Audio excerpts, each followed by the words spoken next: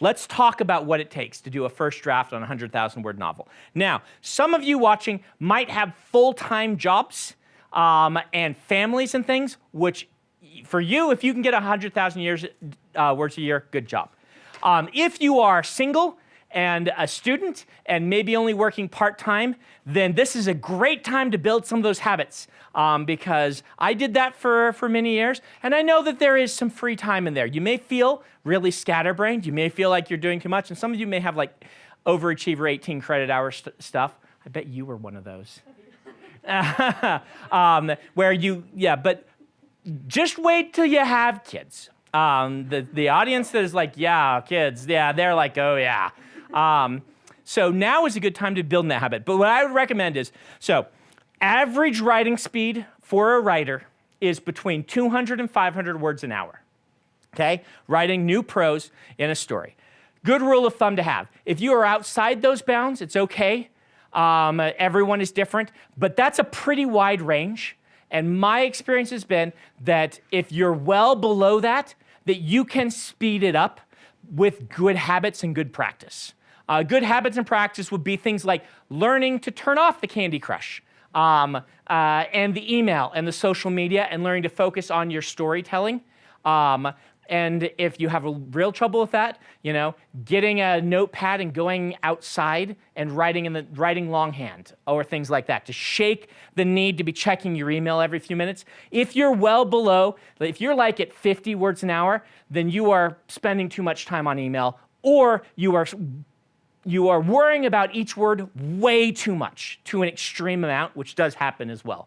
One of the things you want to learn to do is you want to learn to write consistently. One of the problems that you run into if you're focusing on each word is you aren't good enough yet to focus on each word.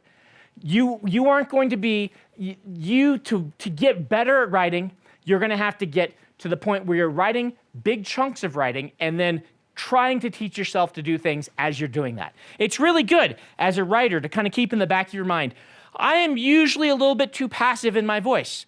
Let me practice not writing with as much of a passive voice. That's a good thing to do, but you need to have written enough to know that that's consistently a problem in yourself, and I would recommend that you do the revision after, because then you'll see what you're doing by habit. If you've got a whole book you can look at, and you can go through that book and be like, I'm going to cut all the passive voice from this book. That will teach you more about not using the passive voice than thinking about every sentence while you write it. If I'm using the passive voice. And in fact, after doing that whole book revision, the next book you write, you will have internalized already some of those things, and you will just stop doing it by custom, just by writing. So you need to turn off the internal editor, and you need to turn off Candy Crush. What do kids play these days? They don't play Candy Crush. That's like 50 years ago, right? Yeah, play Among Us. Among Us would be even worse because you're interacting with people, right? Like Candy Crush, you could like flip a few things and then go back. But Among Us, you do that, you're dead, right? You're like a little half person with a bone sticking out. So yeah, whatever it is, you need to learn to be able to turn it off and shoot for that 200 to 500 words an hour. The fast writers I know, hey Rachel, what do you do in about an hour? 1,000 words an hour. The fast writers I know go to about 1,000 words an hour.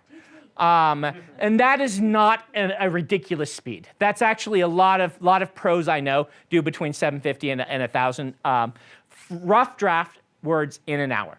If you're doing that, even if you're at, let's say you're at 250 words an hour, which is really kind of slow. You really should be able to get to 400 to 500 pretty easily. You're doing 250 words an hour. To do 100,000 words, then you need to find 8 hours a week, right? If you're not willing to find 8 hours a week, then that's when you have to say, maybe being pro in the next 10 years is just not something I can do. Maybe I'm going to go pro in the next 20 years, right?